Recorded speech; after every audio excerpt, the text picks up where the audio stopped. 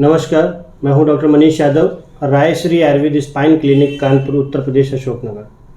आज हमारे साथ एक मरीज हैं हमारे SK अग्निहोत्री जी, जो आज से 2.5-3 महीने पहले हमारे पास अपनी रीढ़ की हड्डी का इलाज कराने आए थे। बात रीढ़ की हड्डी के इलाज की भी है और एक बात ये भी है कि जो लोग कहते हैं आयुर्वेद थोड़ा सा धीमे काम करता है। बाबूजी ने इससे पहले शायद कभी आयुर्वेद यूज़ नहीं किया था? नहीं किया था। अब हम आज बाबूजी से जानेंगे, फिर हम इनकी MRI भी दिखाएंगे कि बाबूजी को पहले क्या तकलीफ़ें थी और अभी कैसे हैं। बाबूजी, आप जब हमारे पास आए तो उससे पहले आपको क्या दिक्कत थी? उससे पहले मुझको इतनी तकलीफ़ थी दाहिने पैर में कि पैर शून्य रहता था, रात भर फटता था पैर, मैं सो नहीं पाता था और 10 कदम में नहीं चल पाता था। मैंने जो है कई एलोपैथिक डॉक्टरों को दिखाया, न्यूरो डॉक्टरों को दिखाया, सबने जो है उनको ऑपरेशन की सलाह दी और एलोपैथिक दवाइयाँ भी हमने की, उसमें पेन किलर भी देते रहे वो लोग, लेकिन उससे भी हमको कोई राहत नहीं, दर्द में हुई। इसके बाद मैं पता करते हुए जो है आपके पास आया, जब हमें एलोपैथिक से कोई फ़ायदा नहीं मिला। करीब 20 दिन हमने एलोपैथिक इलाज किया, लेकिन 1 पैसे का फ़ायदा नहीं हुआ। अच्छा बाबूजी, हमने अपनी MRI कराई थी, ये 27 सितंबर को अपनी MRI कराई थी, जिसमें हमने भी आपको आयुर्वेद की कुछ थेरेपी की सलाह दी थी।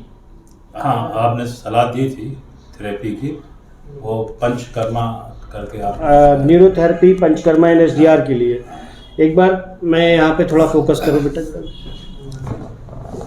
SK अग्निहोत्री जी, 7 सितंबर 2021 की इनकी रिपोर्ट है, जिसमें इनको ग्रेड 1 एंट्रियोलिस्टिसिस है, पार्सली डेसिकेटेड L5S1, जो कि हमारी L5S1 जो है पार्सली डेसिकेटेड भी है, साथ में फेसेट जॉइंट आर्थरोसिस भी है, पोस्टरोसेंट्रल डिस्क प्रोट्रूजन भी है और बाइलेटरल जो है थेकल सेकंड इंडेंटेशन भी है। इसके अलावा L4 L5 भी डेसिकेटेड है, यहाँ पे भी फेसेट आर्थरोसिस है और यदि नीचे देखें तो सर्वाइकल में भी C5 और C6 में भी डिस्क हर्निएशन है। मैं यहाँ पे लोगों को बताना चाहूँगा, ऐसे केस में ज़्यादातर डॉक्टर सर्जरी ही रिकमेंड करते हैं और यदि बात मॉडर्न साइंस की जाए तो ऐसे केस में सर्जरी ही एक विकल्प बचता है। और यदि हम आयुर्वेद की बात करें तो जो हम लोग डिस्क रिहेबिलिटेशन के लिए जो थेरेपी का यूज़ करते हैं, नॉन सर्जिकल डिस्क रिहेबिलिटेशन, जो कि हमने पंचकर्मा से ही उसमें से कुछ चीज़ों को विशेष तौर पे यूज़ किया जाता है, स्पाइन के लिए उनको प्रयोग करते हैं और न्यूरोथेरेपी का यूज़ करते हैं, इसके माध्यम से करते हैं। लेकिन बाबूजी के हमने कहा भी था करने के लिए, बाबूजी ने नहीं करवाया। इनका ही समस्या थी, शायद आप लखनऊ जाते हैं ना? हाँ, समय नहीं मिल पाता है। समय नहीं मिल पाता है। तो इस दौरान जो इनकी दवाइयाँ चली, लोगों का कहना रहता है कि भाई आयुर्वेदिक दवाइयाँ चल रही होंगी, तो आयुर्वेदिक दवाइयों में बहुत तरीके की बातें होती हैं।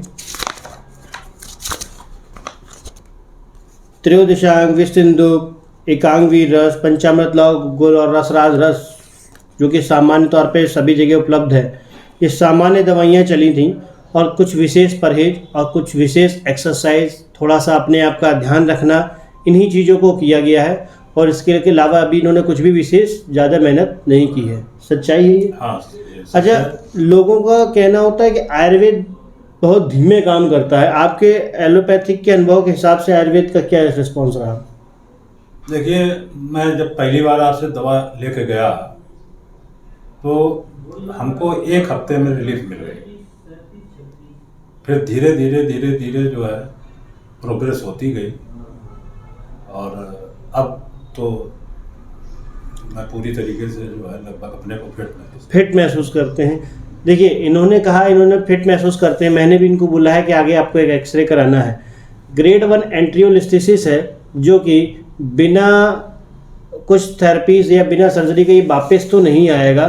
इनका मानना ज़रूर हो सकता है ठीक, लेकिन बीमारी के ठीक होने में और आराम मिलने में ज़मीन आसमान का अंतर होता है। लगातार आप लोग भी ये बात जानते हैं कि बीमारी ठीक होना और आराम मिलना ये अलग बात है। अभी इन्हें मिला है आराम। ऐसे ही जब हमारी कुछ अंग्रेजी दवाइयाँ मिलती हैं तो मरीज को आराम मिल जाता है, तो मरीज आराम के चक्कर में ये सोचता है मुझे आराम मिल गया तो मैं ठीक हो गया। मैंने बाबूजी से भी कहा है कि जो एक्सरे है उस हिसाब से बीमारी आपको वापस आ सकती है। उसका कारण है कि जो हड्डी अपनी जगह से खिसकी हुई है वो आज कुछ समय के लिए दर्द बंद कर गया है, अगर आप अपनी लाइफस्टाइल नहीं सुधारेंगे तो ये वापस आ सकती है। अब ऐसे में सर्जरी है और भी दूसरी चीज़ें हैं, जैसे हम लोग आयुर्वेद में जो NSDR करते हैं, NSDR के माध्यम से इसको परमानेंटली रिकवर किया जा सकता है। मतलब कि 70 to 80% ही रिकवर किया जा सकता है। परमानेंटली का मतलब सिर्फ इतना है, 100% नहीं होता है। सर्जरी के बाद भी 100% नहीं होता है। वहाँ पे भी जो भी होगा रिजल्ट बाद में पता चलता है, यहाँ पे भी बाद में पता चलता है, बट ठीक हो जाता है। वो एक ठीक होने का प्रोसेस है, बट बिना थेरेपी के, बिना चीज़ों के भी मरीज को आराम रीढ़ की हड्डी में मिलता है आयुर्वेद के द्वारा। जो लोग सोचते हैं कि न्यूरो के पेन में कैसे आराम मिलेगा, मेरे ख्याल से बाबूजी काफ़ी जिस समय मेरे पास आए थे तो फर्स्ट डे जब ये मेरी केबिन में घुसे तो इनका पैर लंगड़ा रहा था और एक पैर पे वजन लेके आए थे। चल नहीं पाते थे, चल नहीं पाते थे, एक पैर के ही सहारे चलते थे, एक पैर के सहारे चलते थे। मुश्किल से बहुत ज़्यादा चलते थे तो 10 कदम बहुत ताकत लगा के चल पाते थे। इसके बाद हमको फिर जो है खड़े होना पड़ता था, फिर जो है 10 कदम चलते थे, तो कितना ज़्यादा पेन होने लगता था यहाँ पर। आप जनता को क्या कहना चाहेंगे आयुर्वेद में इलाज कराने के लिए, कराना चाहिए या नहीं कराना चाहिए, आपका अनुभव क्या है? मेरा तो अब ये अनुभव हो गया है कि आयुर्वेद से अच्छा जो है कोई भी इलाज नहीं है। एलोपैथिक में हमने देखा दवाइयाँ तमाम ऐसी देते छोटे मोटे डॉक्टरों को दिखाया था क्या? नहीं, डॉक्टर DK मिश्रा को दिखाया। नाम मत लीजिए, किसी डॉक्टर का सही नहीं रहता है। लेकिन मैं आपको बता दूं, ये हमारे कानपुर के जो डॉक्टर्स हैं, बहुत बड़े डॉक्टर हैं जिनका नाम कानपुर में बहुत शुमार है। ना तो फाइल दिखाना उचित होगा, ना ही नाम लेना उचित होगा, लेकिन हाँ काफ़ी नामी गिनामी डॉक्टर हैं। पेन किलर और स्टेरॉइड मजबूरी हो जाती है एलोपैथ में, जब नहीं आराम मिलता है तो देना उनकी मजबूरी होती है। बिना पेन किलर, बिना स्टेरॉइड के भी आप जो है आयुर्वेद का प्रयोग करके अपने आप को सुधार कर सकते हैं, ठीक कर सकते हैं। बट हाँ, आयुर्वेद में भी लोगों का कहना होता है कि जैसे एलोपैथ में छोटे डॉक्टर होते हैं, गली गली मोहल्ले वाले, जो कि प्रॉपर ट्रीटमेंट नहीं करते, कुछ समय के लिए रिलीफ देते हैं, वैसे आयुर्वेद में भी होते हैं। तो आपको आपके डॉक्टर का चयन बड़े अच्छे से करना है कि मुझे कहाँ जाना है, किस जगह, किस तरीके के डॉक्टर को दिखाना है, कि डॉक्टर के चयन पे भी बीमारी बड़ी निर्भर करती है। ठीक है, इसी के साथ आपको हमारी वीडियो से संबंधित कोई सवाल, कोई जानकारी, कुछ भी पूछना हो तो कमेंट बॉक्स में पूछें, या फिर जो नीचे नंबर दिया गया है उस पर हमसे बात करें। धन्यवाद।